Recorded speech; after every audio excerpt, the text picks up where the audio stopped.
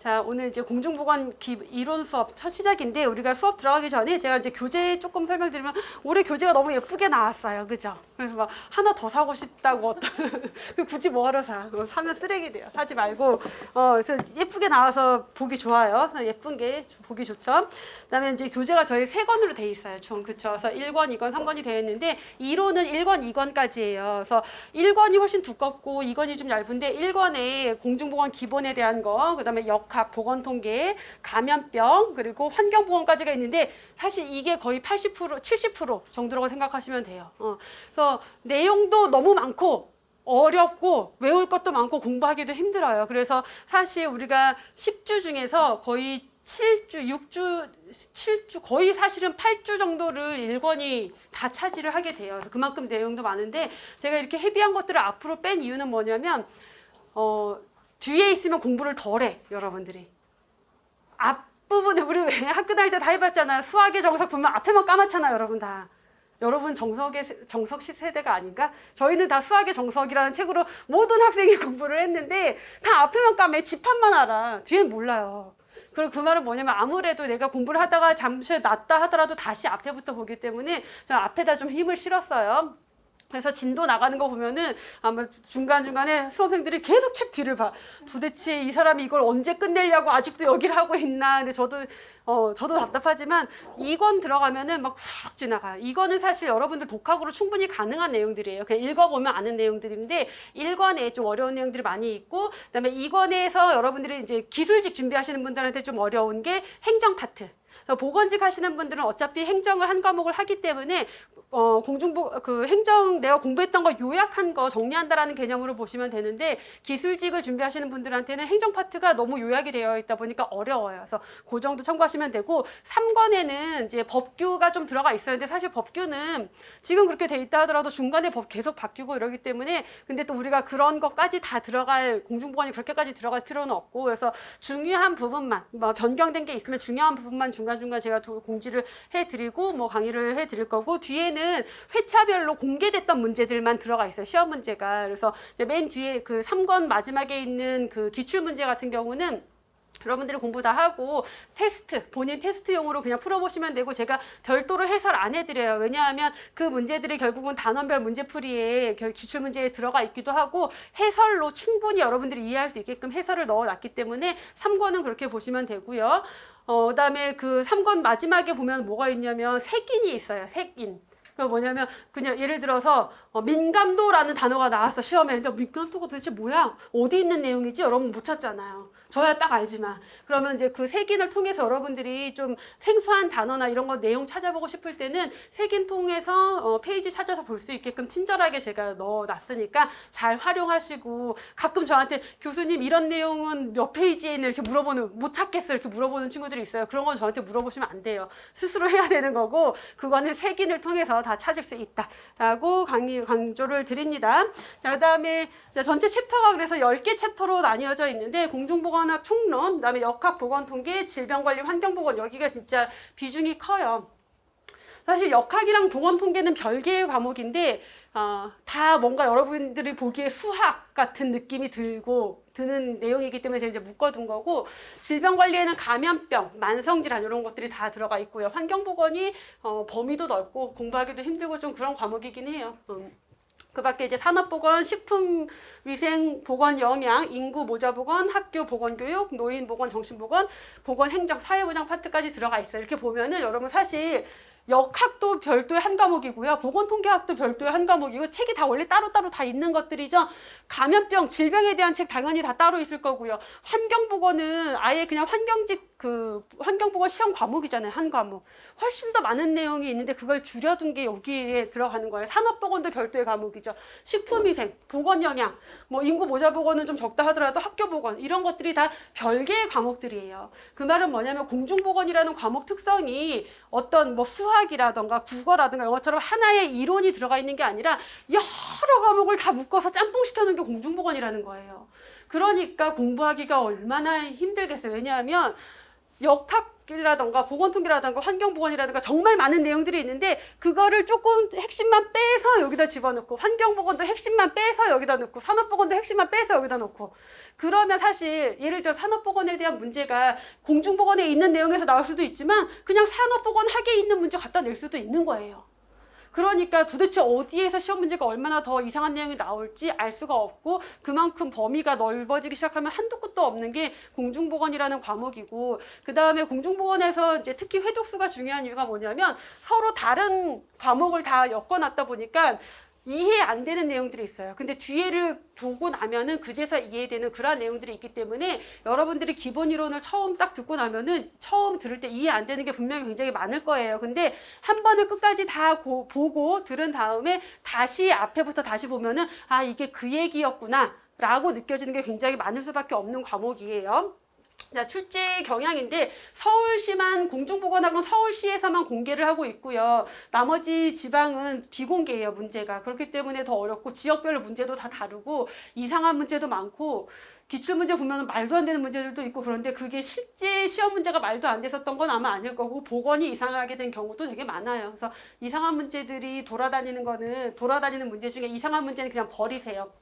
그래서 서울시 기준으로 보면은 뭐 20%, 10% 이렇게 왔다 갔다 하는데 그냥 요 표로 간단하게 볼게요. 그러면 아무래도 이제 출제 비중이 높은 데들이 여기 앞부분에 몰려 있어요. 사실 여기 보건행정사회부장 같은 경우는 이 정도로 출제 비중이 높은 건 아닌데 보통 한두 문제 나오거든요. 근데 2018년에 유독 5문제나 공중보건에서 출제가 됐어요.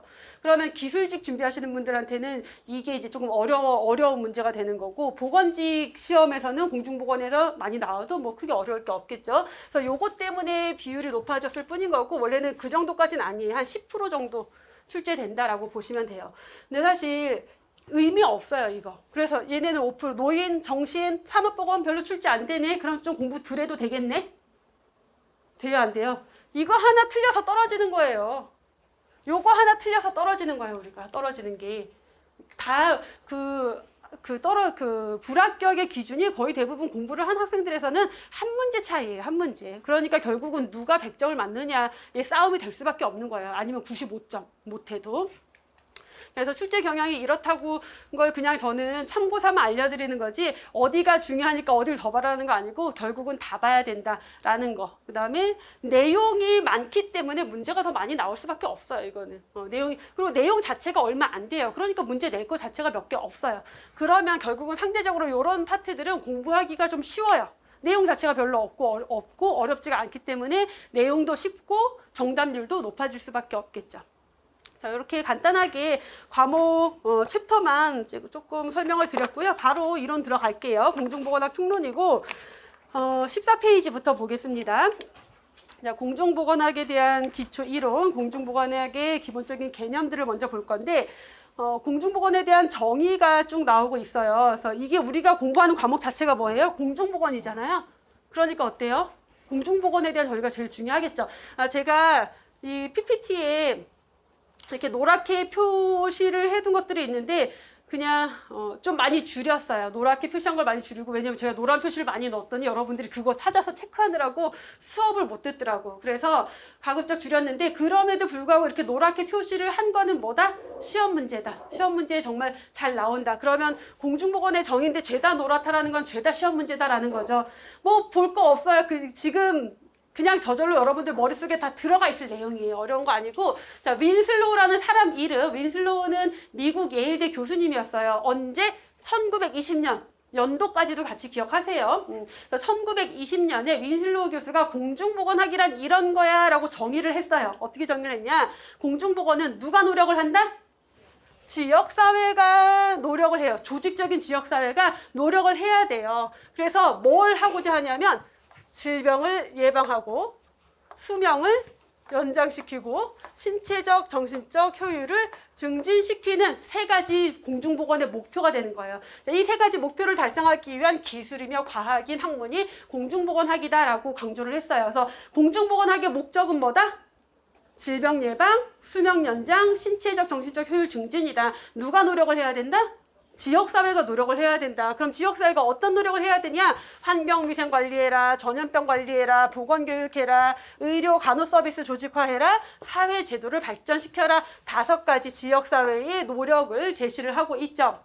근데 여기서 보셔야 될 게, 의료 간호 서비스를 조직하긴 하는데 이게 뭐 질병의 적극적인 치료를 위한 조직이 아니라 질병을 조기 발견하고 예방적으로 치료할 수 있는 조직을 만들어야 된다라고 강조한 거예요. 요거 표현 조기 발견 예방적 치료. 라는 표현까지 같이 기억을 해주셔야 돼요. 그래서 윈슬로우 교수의 정의는 그냥 윈슬로우 교수가 제시한 공중보건의 목적에 해당하지 않는 것을 고르시오. 질병 예방, 수명 연장, 건강 증진, 전염병 관리 이렇게 나와요. 그럼 전염병 관리는 목적이 아니라 뭐예요? 노력이 되는 거죠. 지역사회의 노력과 목적 3가지를 구분하셔야 된다라는 건 별로 어렵지 않는데 나중에 1회도 끝난 다음에 다시 보면은 새로울 거예요. 근데 시험 문제가 정말 많이 나와요. 지금 여기에 제가 기출을 표기를 하고 있긴 하는데 얼마나 제가 강의할 때 제일 힘든 게 뭐냐면 지역별로 문제가 다 다르고 다 비공개야. 그러니까 그 문제들을 복원하고 정리하는 것도 굉장히 힘든 일인데 너무 많은 문제들이 있기 때문에 여기다 제가 다 적어드리지 못해요. 그러면 교재가 그걸로 다 끝나요. 그래서 그냥 많다 적다만 보여드리려고 최대한으로 그냥 적당한 선에서 하는데 그냥 이렇게 경북 나오면 그냥 보건직 시험인 거고 지역 이름만 나와 있으면 보건직 시험에 출제됐다는 거고 기술직은 의료기술 같이 표기가 되고요. 연구사. 그래서 연구사나 의료기술, 복지부 이런 표기 없이 그냥 지역 이름만 나오면 보건직 시험 문제. 그래서 결국은 모든 시험에서 골고루 얘는 당연히 나올 수밖에 없는 문제다라는 거. 그다음에 윈슬로우랑 헬런이라는 학자가 공중보건학의 범위를 좀 정리를 했어요. 요거 2020년 서울시 고졸 문제 이게 출제가 됐었고 전남 의료기술직 문제에서도 얘가 출제가 됐었는데 이건 뭐냐면 그동안 시험 문제로 잘 안 나오던 건데 이런 것까지 시험 문제로 내네 하는 내용이기도 해요. 이게 뭐냐면 공중보건을 큰 카테고리로 나누면은 환경보건 분야, 보건관리 분야, 질병관리 분야로 기본적으로 나누고 3가지를 크게 먼저 나누면 돼요. 그래서 얘는 사실 거의 안 들어가 있어요. 이게 뭐냐면 우리가 학교, 대학에서 쓰이는 공중보건 교재들을 보면은 큰 카테고리를, 그러니까 저는 수험서는 여러분들 시험 준비하기 편하게 카테고리를 나눈 거고 실제 공중보건에서의 카테고리는 환경보건과 관련된 한 분야, 그 다음에 보건관리와 관련된 분야, 그리고 질병과 관련된 분야로 나눠놔요. 그래서 거기에 해당이 되는 게 그러니까 환경보건에 들어가는 게 환경위생, 식품위생, 산업보건 이런 게 다 들어가요. 그래서 실제 환경보건이라는 과목을 보면은 거기에 환경보건에 환경위생, 식품위생, 산업보건이 다 포함이 되어 있어요. 그렇게 분류가 되는 거고, 자, 그 밖에 행정, 보건, 영양, 인구보건, 모자보건, 노인보건, 학교보건, 보건통계, 정신보건 이런 과목들은 다 그냥 보건관리. 보건과 관련된 관리 분야로 들어가면 되고 질병관리 분야는 질병과 관련된 것들. 그래서 역학. 그러니까 역학은 질병의 원인을 조사하는 학문이다, 원인을 찾아내기 위한 학문이다라고 생각하시면 돼요. 그러니까 질병관리로 들어가는 거고 전염병 관리, 성인병, 그래서 만성질환이라던가 감염병, 기생충 질환까지가 질병관리로 들어가고 자, 우리가 역학이랑 보건통계가 같이 묶여있긴 하지만 사실 보건통계는 관리 분야로 들어가는 거고 역학은 질병관리 분야로 들어가는 거야. 2개가 찢어져야 되는 거예요, 사실은. 근데 그냥 공부의 편의상 제가 묶어뒀을 뿐이다 라는 거서 그러니까 이런 지역적인 거조차도 시험 문제로 나온다라는 거예요. 자, 공중보건의 활동 그냥 가볍게 보면은 공중보건은 기본적으로 보건의 서비스 체계, 그 다음에 보건 행태, 동기 조성. 보건 행태라고 하면은 건강과 관련된 행태들, 사람들의 행동 유형, 생활 습관이라든가 이런 것들 생각하시면 돼요. 자, 그런 거에 대한 동기도 조성해주고 환경과 관련된 분야도 있다라는 거죠. 이러한 것들을 구분을 해서 이제 공중보건의 활동, 그러니까 보건 서비스 체계라고 하는 것은 그 국가의 보건의료 체계. 우리나라는 건강보험 제도가 있고요. 그다음에 의료 전달 체계는 어떻게 되어 있고 이런 것들을 얘기하는 거고요. 보건 행태 동기 조성은 이제 건강 행위를 하게 만들기 위한 건강한 습관을 만들어주고 보건 교육을 하고 이런 것들이겠죠. 환경은 인간의 건강에 영향을 굉장히 많이 미치는 밀접한 관계가 있기 때문에 그렇게 분류를 할 수 있다라는 거고 그래서 결국은 공중보건에 대한 활동은 지역 사회 중심으로 이루어져야 된다라는 거. 아까 우리 윈슬로우 교수의 정의에서도 누가 노력해야 된다? 지역사회가 노력해야 된다. 그래서 기본적으로 공중보건은 지역사회 안에서 지역사회 주민들을 대상으로 하는 학문이다라는 거예요. 활동 자체가. 자, 질병, 장애, 조기 사망 이런 것들을 예방하는 내용과 관련이 되어 있겠죠, 당연히.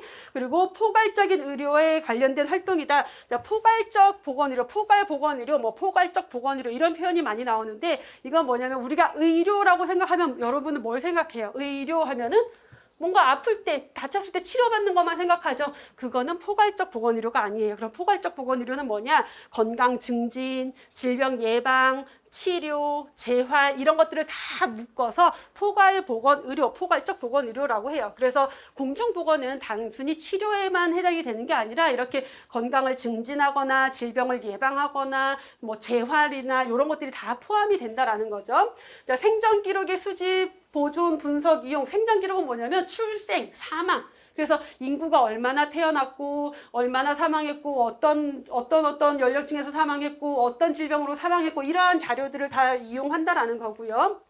교육, 그다음에 개인의 건강, 지역사회 보건에 동기를 조성한다. 그래서 결국은 지역사회 주민들이 좀 더 건강한 생활을 할 수 있도록 건강한 생활 습관을 마련할 가지고 갈 수 있도록 도와줘야 된다라는 거고, 보건 사업을 계획하고 평가할 때 포괄적인 사업 계획이 이루어져야 된다. 자, 보건은 항상 과학, 기술이 행정과 맞물릴 수밖에 없어요. 예를 들어서 행정적으로 자, 우리나라 국가에 지금 코로나가 유행하고 있으니까 예방접종을 한다. 이거는 행정이지만 예방접종 약을 어떤 약으로 쓰고 어느 연령층에게 어떤 약을 쓰고 얼마 정도의 간격을 하고 뭐 이런 것들은 다 기술, 과학이 들어가는 거죠. 그래서 공중보건 활동은 이렇게 기술과 과학이 포함이 된다라는 거예요. 그러니까 공중보건과 유사한 학문들이 있는데 그냥 이런 것들이 있다라고 보시면 되고, 예방의학은 의학이에요. 의학. 그러니까 의사들의 한 파트 중에 하나가 예방의학이에요.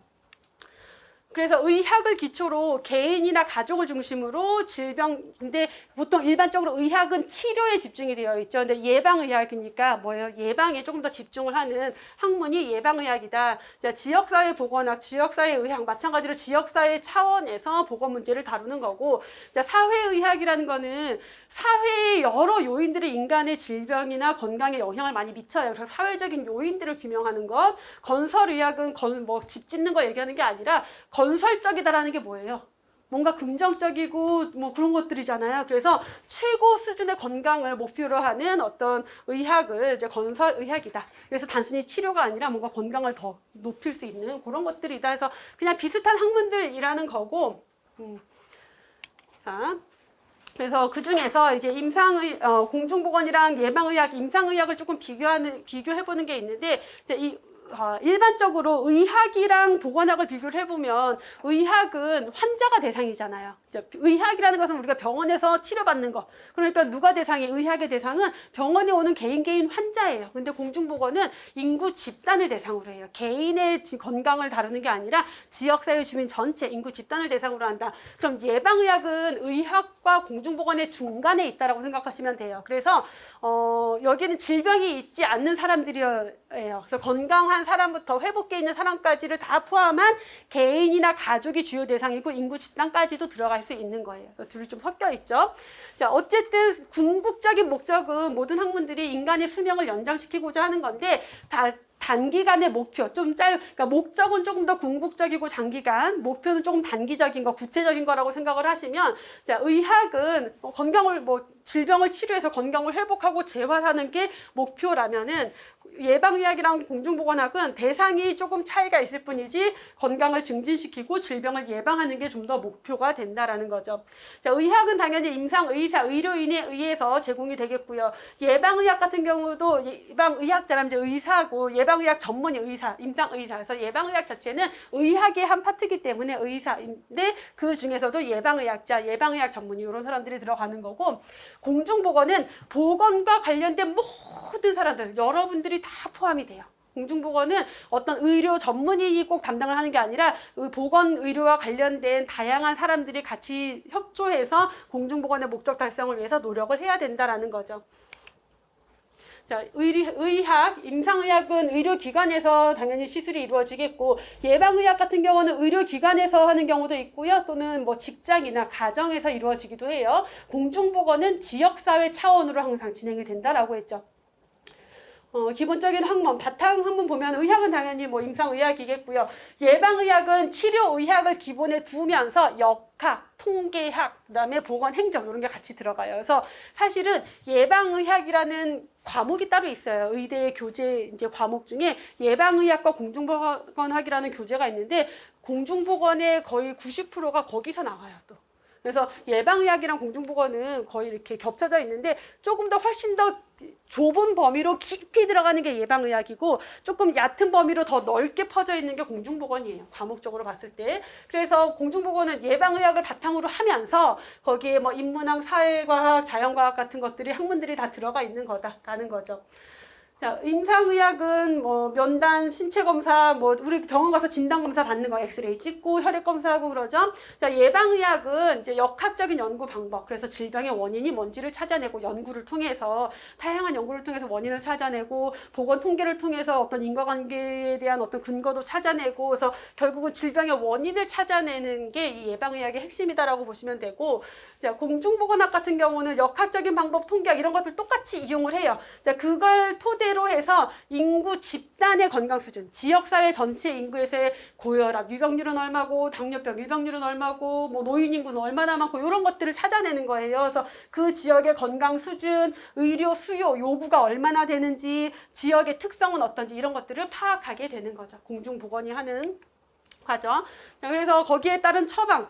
의학은 당연히 뭐 약을 처방하고 수술하고 재활하고 하겠고요. 예방의학은 기본적으로 예방을 위한 서비스가 들어가요. 그래서 1차, 2차, 3차 예방은 뒤에 가서 나올 건데 결국 질병을 예방하기 위한 활동들이 들어간다. 자, 공중보건은 그래서 어느 지역에 또는 우리나라에 어떤 질병의 유병률이 너무 높으니까, 발생률이 너무 높으니까 법을 만들자. 다 뭐 금연과 관련된 법을 만들고 뭐 술과 관련된 법을 만들고 건강 증진과 관련된 법을 만들기도 하고 그래서 규제를 하기도 하고요. 그다음에 보건의료 체계를 관리하기 도 하겠죠. 자, 이렇게 차이가 있고요. 이런 거 시험 문제 안 나올 것 같지? 이런 거 다 시험 문제예요. 뭐냐면 다음 중 임상의학, 뭐 예방의학과 공중보건에 대한 설명으로 옳은 것, 뭐 바르게 연결된 것, 잘못 연결된 것 이렇게 비교하는 문제로 출제가 돼요. 그래서 지금 이 비교 테이블은 실제 예방의학과 공중보건학이라고 하는 의대 교재에서 예방의학 교재에서 구분하고 있는 내용이고 공중보건 기본서에서 구분하는 내용들을 보면 좀 더 심플하게 간단하게 예방의학이랑 두 가지만 비교를 해보면 둘 다 질병 예방 수명 연장, 육체적, 신체적, 정신적 효율 증진 뭐예요? 아까 얘기했던 공중보건의 세 가지 목적이었죠. 자, 그 목적은 똑같은데 대상이 누구예요? 예방의학은 개인이랑 가족이다. 그다음 공중보건은 지역사회를 대상으로 한다라는 거. 지역사회, 지역사회 주민이 대상이다. 자, 예방의학은 질병을 예방, 건강 증진하는 것. 자, 공중보건은 인구 집단의 건강 관리를 향상시키고 싶은 거예요. 질병을 예방하고 건강을 증진하는데 그게 개인이 아니라 집단의 건강을 향상시키고 싶어요. 왜? 지역사회 전체가 대상이니까. 그래서 어떤 질병이나 불건강의 원인이 되는 요소들을 애초에 제거하고 싶은 거죠. 자, 책임 소재, 예방의학은 개인, 가족을 대상으로 해요. 그래서 어떤 건강 문제를 개인, 가족 단위로 알아서 해야 된다라는 개념으로 좀 접근을 한다라면은 공중보건은 인구 집단의 건강 문제는 누구 책임이다? 지역사회나 사회 전체의 책임으로 보는 거예요. 그래서 개인이 알아서 해야 되는 게 아니라 지역사회, 공공조직에서 담당을 해야 된다라는 거죠. 그래서 보건통계 자료가 기본적인 진단 방법이다라는 거고, 자, 여기 임상적 진단, 뭐 진료와 투약은 예방의학이라는 학문에서는 이렇게 안 보는데 공중보건학이라는 학문에서 예방의학 너네는 어차피 진단이랑 진료, 투약이잖아 이렇게 보는데 요거는 큰 의미 두지 마세요. 어차피 우리가 중요하게 봐야 될 건 뭐다? 공중보건과의 비교고. 기본적인 내용들, 그래서 그 예방의학에서 분류한 내용이랑 공중보건에서 분류한 내용이 조금 차이가 있긴 한데 이런 경우는 뭐냐면 그럼 이렇게 볼 수도 있고 저렇게 볼 수도 있다로 접근을 할 수밖에 없어요. 실제 시험 문제 만약에 나왔을 때 만약에 예방의학과 공중보건에 대한 설명으로 옳은 것 옳지 않은 것을 고르시오라고 했을 때 예방의학이랑 공중보건을 비교하면서 예방의학에 대해서 진단 방법이 임상적 진단이다라고 나왔어. 만약에. 근데 앞에서 우리가 예방의학의 진단 도구는 역학방법 원인을 규명한다 라고 했단 말이야. 둘이 다르잖아. 그럼 어떻게 우리는 멘붕이 오잖아 이럴 때는. 그럴 때는 항상 어떻게 해야 되냐면 나머지 보기들을 봐야 돼요. 나머지 보기들을 봐서 나머지가 다 맞아. 그러면 얘가 틀린 거예요. 근데 나머지 중에 확실하게 틀린 내용이 있어. 그러면 여기 공중보건에서 정리한 걸로 냈구나 라고 해서 접목을 할 수밖에 없어요. 이런 게 이제 문제 푸는 요령이 되는 거예요. 근데 그런 요령이 생기려면은 내가 다 알아야 돼. 이론을 다 알아야지 요령을 접목할 수가 있어요. 내가 긴가민가 하면은 이거구나 저거구나를 할 수가 없는 거죠. 자, 공중보건 사업 넘어갑니다.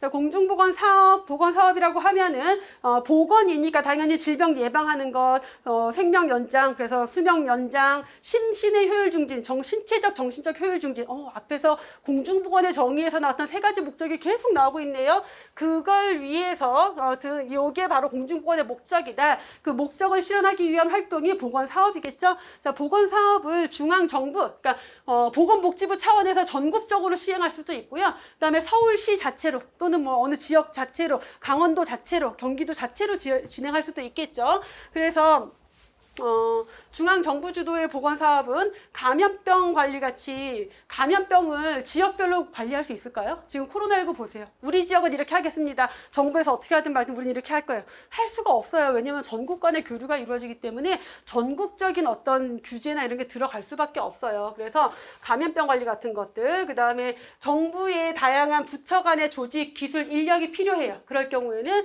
당연히 중앙정부가 해야 되겠고, 조금 더 전국적으로 일관성 있는 정책이, 일관성 있는 사업이 이루어져야 된다. 그다음에 뭔가 사업과 사업 간의 중복을 피하기 위해서는 중앙정부 차원에서 이루어져야 되겠고요. 정부의 예산 지원이 필요한 사업이 있을 때는 이 중앙정부 차원에서 들어가야 되고, 자, 지방정부가 주도하는, 그러니까 지역별로 따로 하는 보건사업들도 있어요. 어떤 것들, 그 지역사회 특징에 맞는, 예를 들어서 어디 시골에는 노인 인구가 많은데, 노인 인구가 많고 젊은 연령층이 없는데 거기에서 뭔가 젊은 층을 대상으로 하는 보건사업을 하는 건 별로 의미가 없을 거 아니에요. 그래서 그 지역의 인구 구성, 질병의 유형 이런 것들에 맞는 사업을 해야 될 때, 그다음에 그 지역에서 이루어지는 다양한 개발 사업과 보건 사업을 연계시킬 때 당연히 지역사회 차원으로 이루어져야 되겠고, 지역 차원에서 장기적이고 지속적으로 사업을 해야 될 때, 그다음에 요렇게 중앙정부, 지방정부 말고 범세계적인 보건사업도 있어요. WHO 차원에서 이루어지는 보건사업, 뭐 에이즈 퇴치 사업이라던가, 지금 코로나19와 관련돼서도 WHO의 어떤 방향, 성립 이런 것, 방향을 잡는 거 이런 것들이 중요하겠죠. 자, 공중보건의 대상, 이거는 참 자주 나와요. 시험 문제로. 지금 뭐 기출 하나로만 들어와 있지만은 뭐 별거 아닌 내용이지만 정말 시험 문제로 많이 나와요. 어떻게? 다음 중 공중보건의 대상으로 옳은 것은 1. 만성질환자, 2. 노인 인구, 3. 지역사회 주민, 4. 건강한 사람, 이런 식으로 나와요. 그래서 개인이나 어떤 특정 질환을 가진 환자가 아니라 지역사회 또는 지역사회 주민 전체가 공중보건의 대상이다라는 거. 자, 공중보건의 3대 핵심 원칙이 있어요. WHO가 제시를 했고, 세 가지예요. 얼마나 딱 떨어져요? 시험 문제로 내기 너무 좋겠죠? 참여, 형평, 협동, 세 가지가 핵심 원칙이다라고 강조를 하고 있어요. 그래서 참여, 누가 참여를 해야 되냐? 공중보건 사업을 할 때는 다양한 지역사회 주민들, 다양한 집단들이 참여를 해야 돼요. 우리 동네에서 우리 지금 뭐 정부 차원에서 예방접종 사업을 하고 있는데 국민들이 예방접종 안 맞겠대, 안 하겠대. 그럼 사업이 되겠어요? 안 되겠어요. 안 돼요. 지역사회 주민의 참여가 없이는 보건사업은 이루어질 수가 없어요. 금연교육을 할 거예요. 근데 사람들이 안 와. 의미가 없잖아요. 그렇죠? 그래서 공중보건 사업을 기획하고 실시할 때 다양한 사람들을 그 사업에 참여시켜야 한다라는 거고, 자, 형평, 자, 불평등 극복해야 된다. 형평성을 높여야 된다. 그래서 서비스를 필요로 하는 모든 사람들에게 골고루 그 서비스가 전달이 될 수 있고 배분이 되어야 한다라는 내용이에요. 자, 협동, 보건 사업을 뭐 보건 분야에서만 알아서 한다, 그게 아니에요. 다양한 분야. 왜냐하면 그래서 보건과 관련된 부서가 있는데 그거 말고 그 지역에 식품 관련 부서, 환경 관련 부서가 있다. 식품에 대한 그 지역의 어떤 식품위생 관리가 안 되면 건강에 영향을 미쳐요, 안 미쳐요? 우리 얼마 전에 왜 김밥집에서 식중독 한 번 있었잖아요. 식품위생 관리의 문제인 거예요. 결국은 그 지역사회 주민들의 건강을 위해서는 다양한 분야의 협조가 필요하다라는 거예요. 식품, 환경 또는 학교 보건, 산업장 이런 데에 협조가 필요하겠죠. 그래서 다양한 기관들 뭐 협조를 해야 되고 지역사회 주민과도 협조를 해야 된다 정도. 그래서 다양한 단체와 협력하여야 한다라는 내용이죠. 참여, 형평, 협동 세 가지. 자, 앤더슨의 공중보건 수단, 공중보건 사업의 3대 요소라고 나오고 있는데 얘도 마찬가지로 세 가지네요. 세 가지면은 어쨌든 출제자 입장에서는 딱 떨어지기 때문에 문제로 출제하기가 좋아요. 그래서 여기도 시험 문제로 자주 나오는데 자, 세 가지 서비스에 의한 봉사 행정. 자, 공중보건 사업을 할 때 가장 많이 하는 게 직접 서비스를 제공해 주는 거예요. 지역사회 주민들에게 서비스를 제공해 주는 것, 문제를 해결하기 위한 다양한 제도 장치도 만들고 지역사회 주민들에게 뭔가 실질적으로 개입하고 간섭을 해요. 자, 앞으로 이런 표현, 그 봉사라는 표현이 많이 나오는데 국가가 행정, 국가가 국민들에게 봉사한다라는 표현이 이제 뒤에 행정 가면 또 나오는데 봉사, 국가가 국민들에게 봉사하는 건 뭐냐면 집 와서 막 우리를 받들어 모시고 뭔가 해주고 그러는 게 아니라 우리들의 삶에 개입하고 간섭하는 거예요. 담배 피지 마세요. 예방접종 맞으세요. 뭐 하세요. 그런 것들을 통해서 직접적으로 국민들의 건강 수준을 높이겠다라는 거고 그러한 행정을 봉사행정이라고 해요. 그래서 서비스에 의한 봉사행정이다. 그다음에 법규에 의한 통제행정, 실제 법을 제정한 다음에 그 법을 어겼을 때 벌금을 물거나 어떤 처벌을 통해서 강제하는 것들이 굉장히 많죠. 법규에 의한 통제 행정, 그다음에 교육에 의한 조장 행정. 아무리 통제를 하고 뭐 해도 내가 집에서 집 앞에 베란다 가서 담배를 피면은 그거 아무 뭐 효과가 없는 거죠. 그래서 결국은 지역사회 주민들이 스스로 건강 관리를 할 수 있도록 조장을 해야 돼요. 조장. 자, 그 조장을 어떻게 하느냐? 교육을 통해서, 보건교육을 통해서 사람들이 건강한 행위를 할 수 있도록 조장을 해줘야 된다라는 거죠. 교육에 의한 조장 행정. 그래서 이 세 가지의 수단 중에서 가장 능률적인 건 뭐다? 교육에 의한 조장 행정이다라는 거예요. 아무리 서비스를 제공하고 법을 제정을 해도 그 지역사회 주민들의 어떤 식습관, 생활습관, 뭔가 이런 것들에 대한 변화가 없다라면은 의미가 없어져요. 그래서 가장 능률적인 수단은 교육에 의한 조장 행정이다라는 거. 자, 다음 애쉬튼과 세이모어가 제시한 공중보건의 변화 4단계가 있는데 이거는 뭐 이렇게 비중이 높거나 그런 건 아니에요. 그냥 이런 거 있다 정도만 보시면 되고 역사적으로 공중보건, 그러니까 옛날에는 우리 중세시대 뒤에 가면 역사를 다시 할 거거든요. 그래서 역사에서 보면은 중세시대나 뭐 이럴 때 중세시대나 뭐 르네상스 시대 이럴 때는 이제 초반에는 공중보건이라는 개념 자체가 없었어요. 건강 문제는 개인이 다 알아서 하는 거지 뭘 국가가 그런 걸 책임을 져줘. 자기 문제지 이런 관점이었는데 이게 산업보건이 공중보건이라는 사상이 싹트는데 굉장히 큰 영향을 줘요. 뭐냐면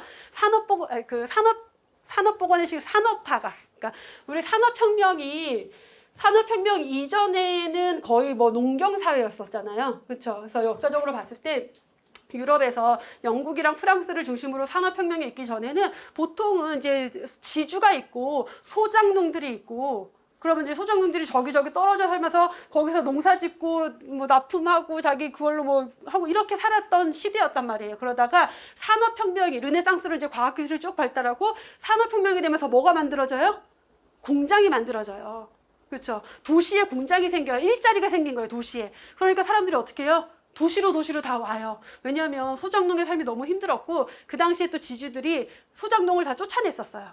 양모 산업 한다고. 그래서 이 사람들이 일자리를 잃었는데 이제 도시로 가면은 공장이 있으니까 공장에 취업하니까 그러니까 사람들이 다 도시로 모였는데 집값은 비싸졌겠죠. 그러니까 좋은 집에 못 살고 이제 서울 외곽에 다 따닥따닥 붙어서 모여 살면서 사람들이 다 이렇게 붙어서 살고 너무너무 지저분하고 열악한 환경 속에서 사니까 사람들의 건강에 문제가 생기겠어요, 안 생기겠어요? 생기겠지. 근데 생겼는데 그 전까지는 사람들의 건강에 문제가 생겨도 그냥 알아서 해에 대한 개념이었다라면은 이때부터는 뭐가 문제가 되냐면은 공장을 가동을 해야 되는데 어떻게 돼요? 사람들이 아프면은 일손이 부족해지는 거예요. 그럼 공장이 멈춰야 돼요. 이러다가 큰일 나겠다. 그럼 사람들의 건강이 왜 이렇게 됐지? 그때부터 이제 조사하고 국가 차원에서 관리가 들어가기 시작해요. 그래서 공중보건의 이제 시작이 거의 산업보건과 같이, 산업혁명과 같이 시작이 돼서 사실은 산업보건이 공중보건에서 가장 시작이었다라고 보시면 돼요. 그래서 산업보건의 시기에서 산업화 도시화로 인한 보건 문제에만 이제 대처를 하다가 이러면서 이제 과학기술이 너무 발달한 거예요. 그러다 보니까 질병의 원인 균도 확인이 되고 예방 백신도 나오고, 그래서 질병을 예방하기 위해서는 예방접종만 하면 돼, 뭐 이런 식으로 접목을 하면서 개인위생의 시기로 넘어갔다가, 그러니까 공중보건에 대한 개념이 좀 없어지고 오히려 개인위생 시기로 넘어가고, 치료기술이 너무 발달해서 치료의학이 이제 막 전성기를 이루면서 어느 정도 감염병이 좀 정복이 됐다라고 사람들이 생각을 했어요. 근데 그러다 보니까 건강 문제가 이제 뭐가 문제가 되냐면 평균 수명이 늘어났겠죠. 감염병이 줄어들었으니까. 그랬는데 자꾸 다른 건강 문제가 생겨요. 어떻게? 수명이 늘어나니까 고혈압, 당뇨병, 암, 이제 이런 만성 질환들이 문제가 되면서 신공중보건, 그럼 도대체 이러한 건강 문제의 원인은 뭐지? 조사를 해봤더니 생활습관, 환경, 보건의료 체계 또는 어떤 유전적인 요인 이런 것들이 원인이더라. 그래서 이제 이렇게 넘어온 시기를 지금의 시기, 신공중보건의 시기라고 해요. 자, 이렇게 역사적 흐름이 있었습니다. 자, 그래서 간단하게 신공중보건에 대한 걸 조금 더 정리를 해보면은, 자, 신공중보건이라고 하면은, 과거에는 질병이 감염병 위주였어요. 근데 어떻게 바뀌었어요? 만성 퇴행성 질환으로 바뀌었죠. 그래서 이제 공중보건에서 신공중보건의 시기로 넘어갔다라고 우리가 표현을 하게 돼요. 신공중보건은 그래서 지역사회, 개인적 또는 지역사회 중심의 예방에 중점을 두고, 그다음에 치료도 그냥 치료가 아니라 조기 치료예요. 질병을 미리 예방을 해야 되고요.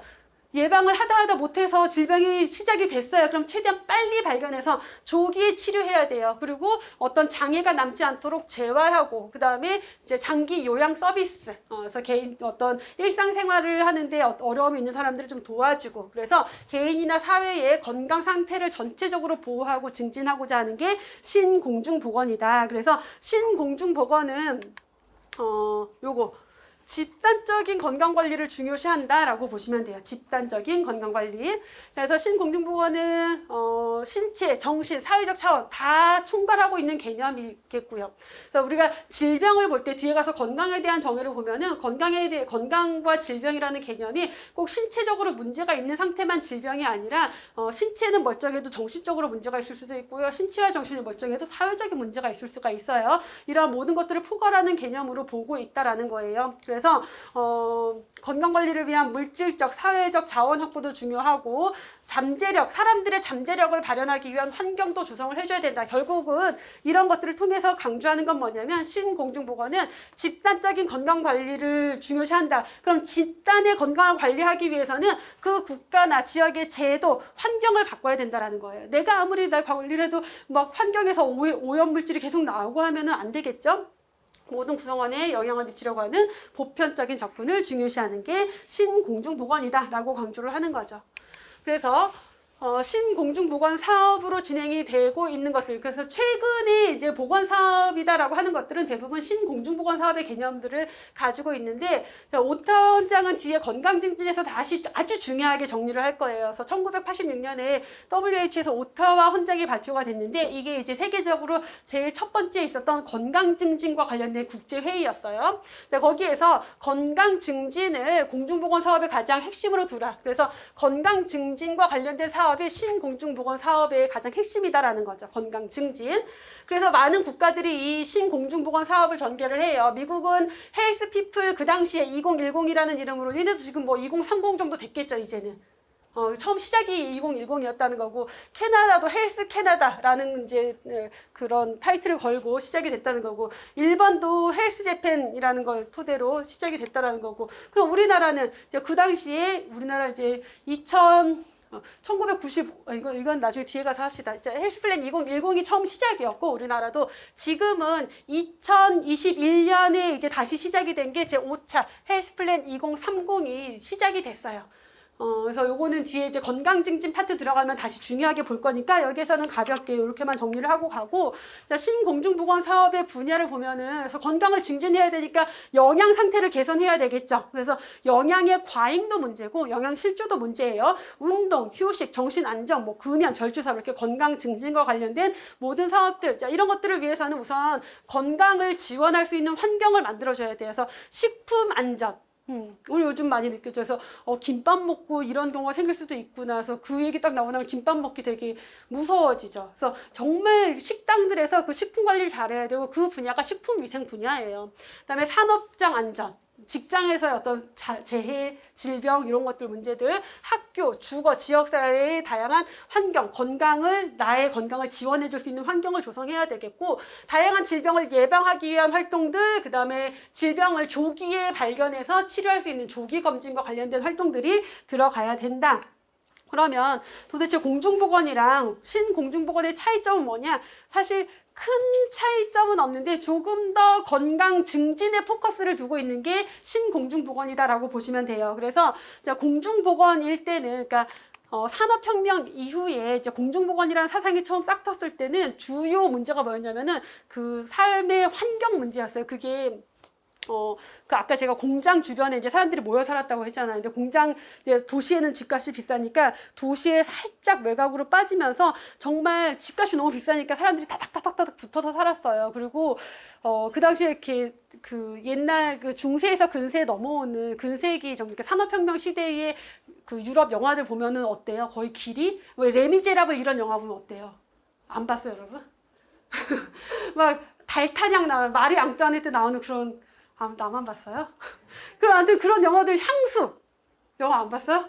그거 보면 어때? 길이 다 엄청 더럽고 썩은 토마토 항상 나오고 길이 다 시궁창이고 애들 다 막 검데기 다 칠하고 있고 그런 환경에서 사람들이 살았던 거예요. 그러니까 건강할 수가 없겠죠.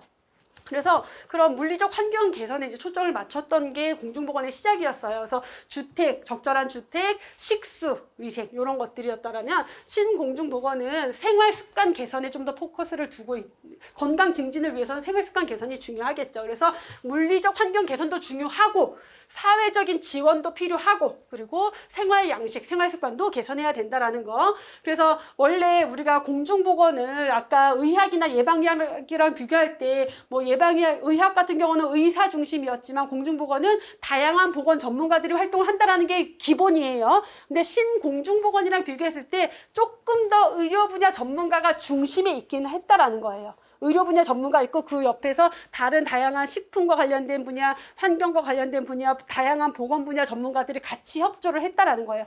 의료에서만 담당을 했다라는 의미는 아니에요. 다만 중심에 있었다라는 건데 이 신공중보건은 다양한 의료 분야의 그 중요성이 인식이 되면서 의료 분야는 전문 분야 중에 그냥 딱 하나다. 그래서 중심에 있는 게 아니라 여러 전문 분야 중에 하나다라고 보는 시간이라는 거죠. 19세기 공중보건은 생활조건 개선을 위해서 일련의 사회운동 중 하나로 여겨지면서 그 당시에는, 그러니까 이제 산업혁명 이후에 이 공중보건은 이제 전문가가 주도를 했어요. 그 당시에는. 근데 여기서 말하는 신공중보건이 우리가 일반적으로 공부하는 지금의 공중보건이다라고 생각하시면 돼요.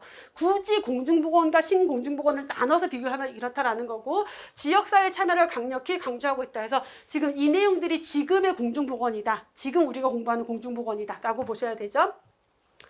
다양한 방법으로 조사를 하고 있다는 거고, 자, 뒤로 넘어가면 표가 더 있어요. 표가 좀 잘려서.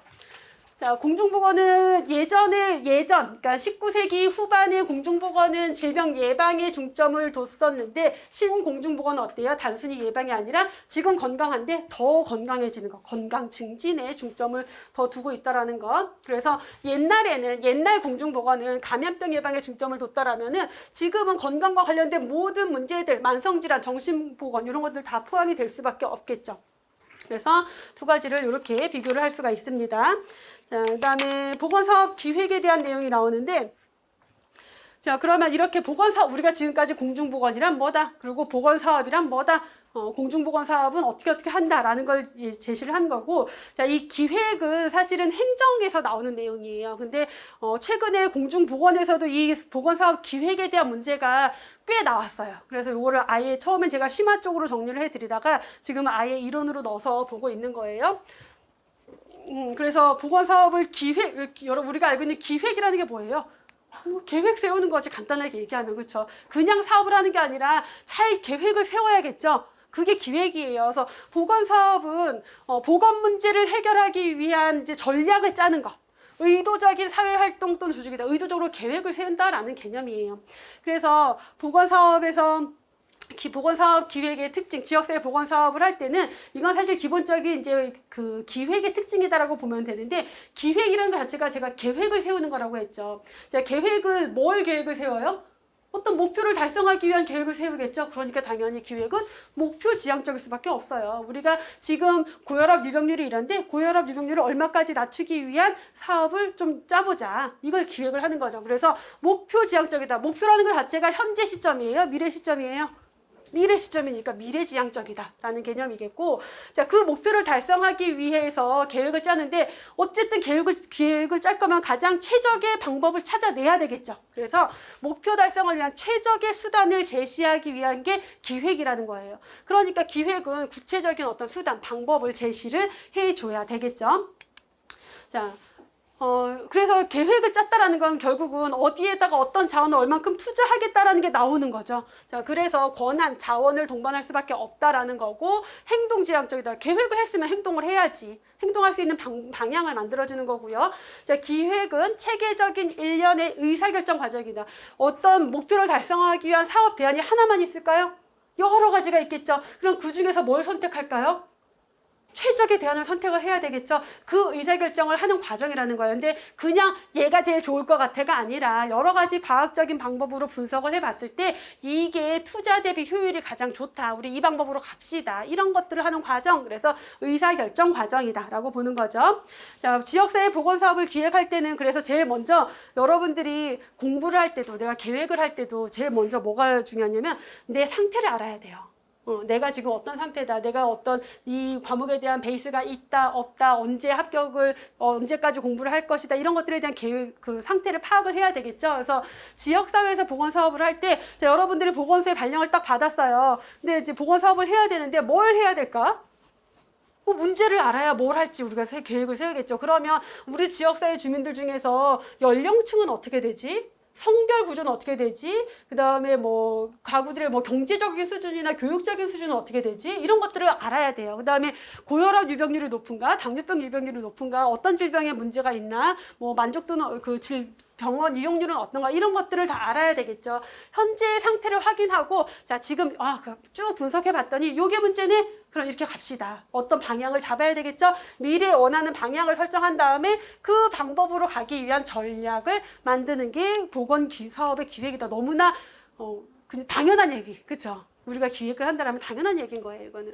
그러면 기획을 할 때 어떤 과정을 거치냐. 기획팀을 조직한다. 얘는 약간 빼고 보셔도 돼요.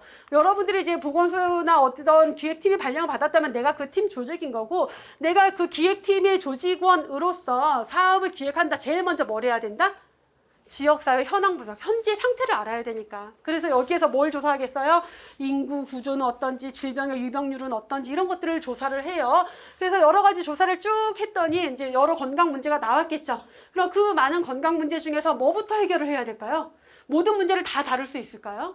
그건 쉽지 않아요. 그러면 여러 가지 건강 문제 중에서 우리 이거부터 해결합시다라는 우선순위를 결정해야 돼요. 되게 중요한 과정이 되는 거고, 우선순위가 결정이 됐으니까 이제 우리가 해결해야 될 문제가 정해진 거죠.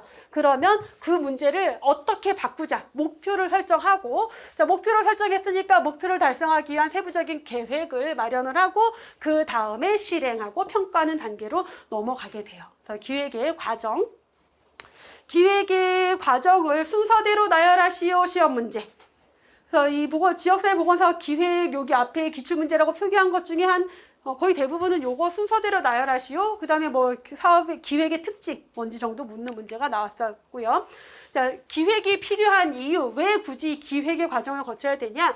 자, 기획을 해야지 우리가 전략이 만들어져요. 그럼 전략이 만들어지면은 어떻게 움직여야 될지 방향이 정해지는 거죠. 그래서 그게 지휘의 수단이 되는 거고요. 그걸 토대로 우리가 해야 될 일이 정해지니까 효과적인 어떤 통제 수단이 되기도 하고, 그 다음에 기획을 통해서 우리가 이제 얼마큼의 자원을 얼마나 쓸 수 있는지, 어떻게 분배해야 되는지 이런 것들을 조절을 하기 때문에 가용 자원, 쓸 수 있는 자원의 어떤 효율적인 사용을 확인할 수가 있겠고요. 자, 업무 수행 능력을 강화한다. 기획을 통해서 구체적인 어떤 최선의 방향, 전략을 수립하면은 업무에 대한 수행 능력도 강화가 되고, 기획 단계에서 평가에 대한 부분까지도 계획을 세우게 돼요. 어떻게 평가할 것이다. 자, 그런 것들에 대해서 성과랑 이제 보상 연계가 될 경우에 조금 더 효율이 늘어나겠죠. 그리고 미래에 대한 대비, 우리가 예기치 못한 어떤 다른 상황이 생길 수가 수가 있는데 기획을 세울 때는 미래에 대한 예측을 좀 해야 돼요. 기획 전제를 설정한다라고도 하는데 미래에 대한 예측을 하기 때문에 그런 어떤 발생 가능한 상태에 대해서 대비할 수 있는 장점이 있다라는 거죠. 그래서 기획의 필요성들이고요. 자, 그다음에 현황을 분석한다라고. 그럼 첫 번째로 이제 보건사업 기획 과정에서 제일 처음 뭘 한다? 지역사회 현황을 분석한다라고 했어요. 자, 현황 분석이라는 건 뭐 간단하죠. 지금 어떤 상태지? 이걸 조사하는 게 현황 분석인 거죠. 자, 현재 상황을 파악을 해요. 그 다음에 바람직한 상황. 우리가 고혈압 유병률이 너무 높네? 이게 좀 어느 정도까지는 낮아져야 될 것 같은데 증가폭이 줄어들어야 될 것 같은데 이런 바람직한 원하는 상태가 있겠죠. 그 차이가 얼마인지를 알아야 돼요. 그래야 문제의 크기를 확인할 수가 있겠죠. 자, 그런 것들을 통해 조사를 하는 게 현황 분석이고, 자, 현황 분석에서는 문제만 조사하는 게 아니라 지역 안에서 문제 해결을 위한 능력이 얼마나 있는지, 자원은 얼마나 있는지, 그다음에 어떤 한계는 어떤 부분이 있는지 이런 것들도 같이 현황 분석에서 조사를 해야 돼요. 자, 그래서 현황 분석이 왜 필요하냐? 뭐 왜 필요하겠어요? 문제가 뭔지를 알아야 되니까 필요하겠지. 그래서 첫 번째, 문제를 확인하기 위해서, 건강 문제를 찾아내기 위해서 현황 분석이 필요한 거고, 자, 두 번째는 제가 현황 분석에서 문제만 확인하는 게 아니라 이 문제를 해결할 능력이 있냐 없냐, 자원은 얼마나 있냐, 결국은 해결할 수 있는 역량을 갖추고 있느냐, 문제 해결할 수 있는 역량이 있는지를 평가를 해야 된다는 확인을 하기 위해서 현황 분석을 해야 되고요. 그 다음에 이런 것들이 결국은 나중에 평가를 할 때, 우리가 사업을 성공했냐 못했냐 평가를 할 때 어떤 기초 자료가 돼요. 그래서 기초 자료 확보를 위해서도 현황 분석을 해야 되고, 그 다음에 기획을 통해서 어떤 이제 사업을 진행을 했을 때 그게 어떤 영향을 미칠 것인지, 또는 환경이 계속 변하는데 환경의 변화가 보건사업에 어떤 영향을 미칠 것인지 이런 것들에 대한 예측, 미래에 대한 예측이라는 게 결국은 미래 예측을 위해서도 현황 분석을 해야 된다. 그래서 현황 분석을 할 때는 기본적으로 지역사회 건강 수준을 당연히 평가해야 되겠죠. 건강 수준이라는 거, 인구 사회학적인 특성이라고 하면은 성별 인구 분포, 연령별 인구 분포, 교육 수준, 뭐 경제적 수준 이런 것들을 분석하는 거고요. 그다음에 지역사회 건강 수준, 그래서 어떤 다양한 질병들의 유병률, 발생률 조사하고, 그다음에 질병 부담은 뭐예요? 얼마나 의료 이용을 많이 하고 있느냐, 의료비 지출이 얼마나 크냐 이런 것들을 분석하게 되고, 그 지역에서 건강에 영향을 미치는 여러 가지 요인들도 분석을 해보고, 건강 불평등 문제는 없느냐, 누군가는 의료를 이용할 수 있지만 누군가는 의료 이용에서 소외되어 있거나 그러진 않은지를 평가하는 거죠. 그 다음에 건강 수준뿐만 아니라 지역사회 주민들이 가지고 있는 관심, 지역사회 주민들이 어떤 문제에 좀 관심을 가지고 있는지도 평가를 해야 되고, 지역에서 지역사회가 가지고 있는 장점도 파악을 해야 되고요. 그 지역의 보건 체계가 어떻게 되어 있는지, 보건 의료 체계가 어떻게 되어 있는지, 그래서 지역사회에서 그동안 이루어지고 있는 다양한 보건 사업의 현황 이런 것도 평가하고, 그 지역에 있는 보건 의료기관들이 문제를 해결할 수 있는 능력이 있느냐 없느냐 그런 것들, 그 다음에 환경이 어떻게 바뀌고 있는지 이러한 모든 것들을 분석을 하는 것을 현황 분석에서 다 포함을 해야 된다라는 거예요. 자, 현황 분석을 할 땐 그럼 이제 어떤 자료를 이용하느냐? 우리가 보건 통계 가면 나오는데 자료를 크게 두 가지로 나눠요. 1차 자료가 있고 2차 자료가 있어요.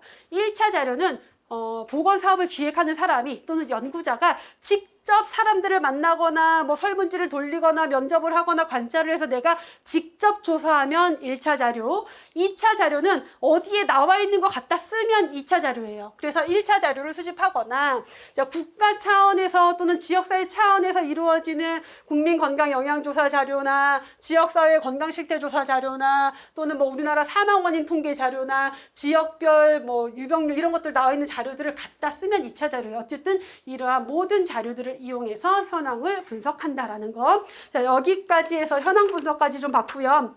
자, 잠깐 쉬었다가 우선순위가, 이제 현황 분석을 했으니까 그 다음에 뭐 해야 된다? 여러 가지 문제가 나왔겠죠? 한 문제만 있진 않겠지. 어느 지역이나. 여러 가지 문제 중에서 뭘 먼저 해야 될지를 결정하는 방법을 보도록 할게요.